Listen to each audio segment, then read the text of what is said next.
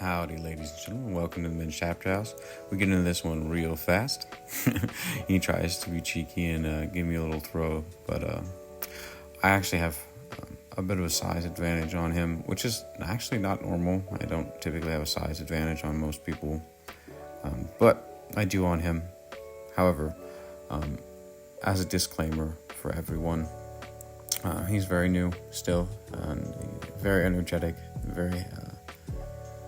very good energy, and he's just going, so obviously there's gonna be silly stuff that happens when you're new to any sport or any of that kind of stuff. So like if his positioning looks off or any of that kind of stuff, give it time. He's gonna be really good, especially for his weight. I imagine he's going to give people a lot of run for their money in the future. But again, I only do these voiceovers, so these videos don't get copyrighted and other things like that. So if you don't want to listen to my voice, hopefully you can just turn off all the nonsense and turn the volume down and still enjoy a video. But I know a lot of people don't like just listening to no audio at all, so you get the distinct pleasure of listening to my voice. That was a weird armbar. He ended up on his head almost. Like I said, you got to be able to protect yourself and then protect your partners. I didn't realize he was on his head, and here you'll see I do the same kind of armbar. However, this time he doesn't end up on his head, which is the best. Always try to protect your neck. Obviously, protect yourself at all times, but your neck is a little bit more sensitive than a lot of things. It doesn't take much to mess up your ability to sleep, walk around comfortably, or even walk. Unfortunately, the jiu-jitsu community got a prime example of that probably 2 years ago when that gentleman snapped his neck during training.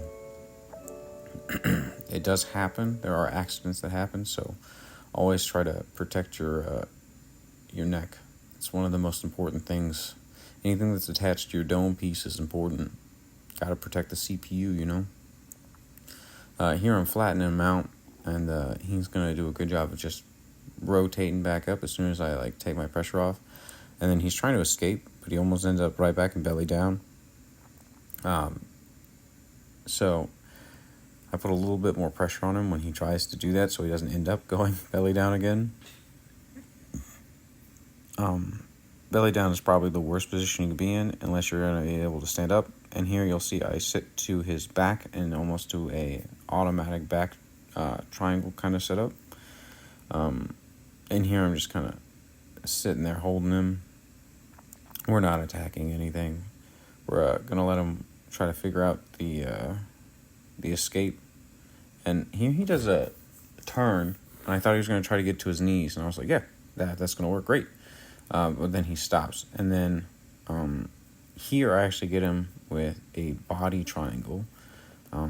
Legitimate submission for people, one that I just never do. It's only really works if you can basically stop someone from breathing, which means you have to be stronger than them, or you had a way tighter or more way superior position that you were able to squeeze the life out of them, basically. You'll get that a little bit more with people who wiggle a lot.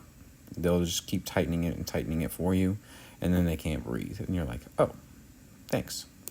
However, I don't really throw body triangles on as a submission. I use it as a control or a transition into a back triangle or any of that kind of stuff. I'm curious if you can triangle somebody from the mount, if that is effective or not, but looks like that's the end of the roll, guys.